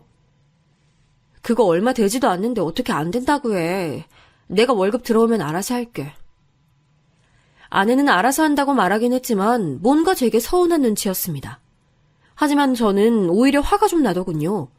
이제 결혼도 했으니 저와도 가족인 건데 서로의 수입이나 월급에 대해서는 함께 공유해야 한다고 생각했습니다. 제 월급은 벌써 이 집의 생활비로 나가고 있었는데 아내의 월급은 어머니의 크루즈 비용으로 다 나가버린다뇨. 제 상식으로는 도저히 말이 되지 않았습니다. 그러던 중 도저히 그냥 넘어갈 수 없는 일들이 반복됐습니다. 하루는 어머님의 모임 친구분들이 저희 집도 구경할 겸 잠시 놀러 오신 적이 있었는데 제가 방에 있는 걸 아셨는지 모르셨는지 알 수 없었지만 아무리 제가 없다 해도 어떻게 그런 말을 할 수가 있나 싶을 정도의 말을 제 귀로 직접 듣고야 말았습니다. 자기는 복도 많아. 요즘 세상에 사위가 장모를 누가 모시고 살아. 우리 딸 정도면 그럴 수 있지 뭐. 어디 요즘 애들이 그래? 대학도 우리 딸보다 못한대고 지금 회사에서 직급도 딸보다 낮아. 연봉도 우리 딸이 더 높고. 어머 그래? 아유 하긴 자기 딸이 능력자긴 하네. 그럼 능력만 있어? 인물도 연예인 뺨치는데. 그러니까 그런 잘난 딸 낳아준 나를 지가 떠받들어 모셔야지 별 수 있어? 그래도 서울에 아파트까지 샀는데 대단하지 뭐. 그까짓 아파트 30평도 안 되는 거 가지고 뭐 아주 사위랑 살려니까 좁아 죽겠어. 저는 그 순간 문을 박차고 나가고 싶었지만 애써 꾹 참았습니다. 하지만 울분이 목구멍까지 차오르는 건 도저히 견딜 수가 없었죠. 저를 가지고 마음대로 이야기하시는 건 참는다 쳐도 저희 부모님이 고생고생해서 사주신 아파트까지 별거 아닌 것처럼 대하시는 장모님께 정말이지 화가 났습니다. 그런 소리까지 들은 이후에는 도저히 저도 장모님을 전처럼 대하기는 힘들더군요. 거기다가 툭하면 제게 용돈을 달라며 농담 비슷하게 얘기하셨어요. 주변의 다른 분들과 자꾸만 비교를 하시면서요. 그 집 사위는 분기마다 필요한 거 사라고 용돈을 주는데 최소 100일에 배. 어머니, 저희도 많이 노력하고 있어요. 상황이 좋아지면. 월급쟁이가 무슨 상황이 좋아져? 매일 똑같은 게 월급쟁이지. 에휴, 이래서 남자는 사업을 해야 돼. 언제는 월급쟁이가 안정적이고 좋다고 하시더니 이제는 제 모든 게 마땅치 않으신지 매일같이 꼬투리를 잡으셨어요. 주변 사위들과 비교하는 것도 모자라 이제는 아내 주변 친구들의 남편들과도 비교를 하셨죠. 걔는 너보다 잘난 게 하나도 없는데 어디서 그런 남자를 만났다니? 엄마, 무슨 그런 말을 해. 으이그, 정서방 봐. 우리 애가 이렇게 착해 빠져서 남들 다 계산기 두드려보고 남자 만나고 있을 때 우리 애는 자네 착한 것만 봤다니까. 같은 공간에 산다는 것 자체가 이렇게 힘든 줄 몰랐습니다. 처음에는 제 눈치라도 좀 보시는 것 같더니만 시간이 좀 흐르자 할 말 안 할 말까지 구분할 줄 모르시더라고요. 하지만 사람 사는 게 어디 다 제 마음 같은가요? 아내와 저에게도 꿈만 같던 아이가 생기자 다른 것들은 생각할 겨를도 없이 행복하기만 하더군요. 제게는 때론 얄밉기도 한 장모님이기야 했지만 당신의 딸에게만큼은 언제나 진심인 분이셨죠. 입덧으로 아무것도 먹지도 제대로 자지도 못하는 딸을 위해 매일같이 직접 만든 음식에 매일 야근으로 바쁜 저를 대신해서 병원에도 같이 가주시고 매일 밤마다 마사지도 해주시더라고요. 그러다 안타깝게도 10주를 채 넘기지 못하고 아이를 먼저 보내게 됐는데 저는 도저히 회사에 출근할 엄두도 나질 않아 한 달을 넘게 무급휴가 신청을 냈습니다. 자네는 아무리 힘들어도 그렇지 가장이 돼서 자기 멋대로 무급휴가를 내는 게 말이 되나? 장모님, 저도 너무 힘들어요. 남자가 왜 그렇게 유약해? 아우, 도대체 내 딸은 뭐가 모자라서 자네 같은 남자랑 사는지 모르겠네. 언제나 제게만은 모진 말을 툭툭 내던지시는 장모님이시기야 했지만 그래도 아내는 그때 이후로 전보다 더 장모님을 많이 의지하고 있는 것처럼 보였어요. 저도 그 당시에는 제가 힘든 것만 생각하느라 아내를 위로하지 못했으니 잘못했다 싶어 제 마음이 어떻든 간에 어떻게든 아내와 잘 살아보자는 마음으로 참으며 살다 보니 어느새 결혼을 한 지 10년이 지나더군요. 그 사이 저희 누나도 결혼을 했고 아버지께서도 돌아가시고 저희 어머니께서도 고향에서 홀로 살고 계셨습니다. 누나가 그래도 어머니 댁 근처에 살고 있어서 마음은 조금 놓였지만 저는 자주 내려가지 못하는 상황이었으니 항상 죄송스러운 마음이 있었죠. 그러다 어머니께서 전부터 좋지 않으셨던 무릎 때문에 서울 병원에 다니게 되셨고 수술까지 하게 되셨습니다. 의사 선생님의 말로는 한 달 정도 거동이 불편할 수 있으니 푹 쉬셔야 한다는데 서울 병원을 오가는 건 누나가 다 도왔다지만 누나도 아직 어린 조카가 있어서 간병까지는 쉽지 않았어요. 그래서 저도 고민을 하다가 이번에는 아내에게 솔직하게 말했습니다. 한 달만 어머니를 좀 저희 집에서 모시고 싶다고요. 나도 아들 노릇은 한번 해봐야지. 정서방, 생각이 있어? 애가 일하랴 살림하랴 매일 고생하는 거 안쓰럽지도 않어? 근데 거기다가 대고 시어머니 수발을 들라고?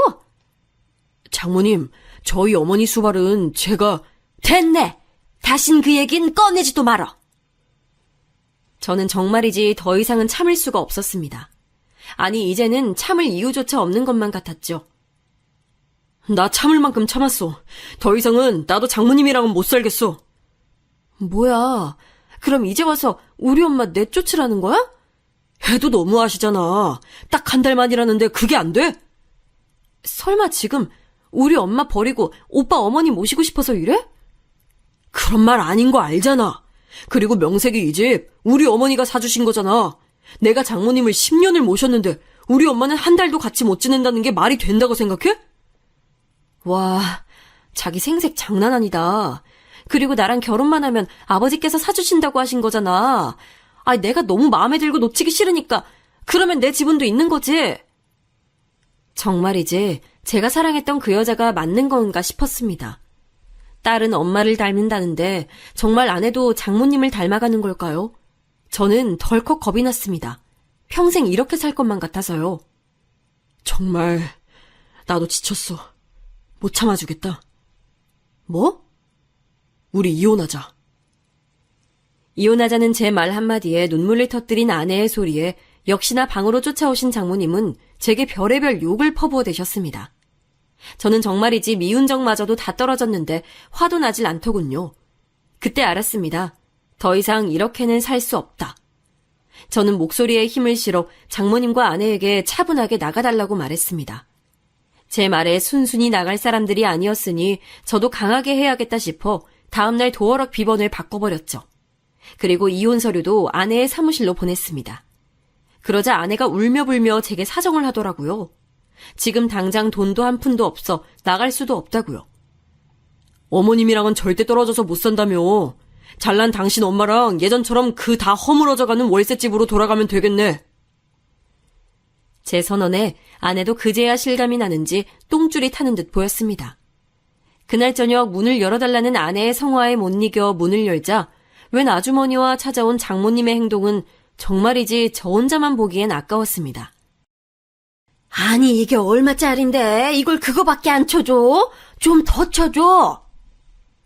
알고 보니 장모님과 함께 온 사람들은 중고 명품을 사들이는 사람이었습니다. 이거 가짜잖아. 이런 거 팔다 걸리면 쇠고랑이야. 아유, 미치겠네. 이거 해봐야 월세방이나 없겠어? 이게 다 엄마 때문이잖아.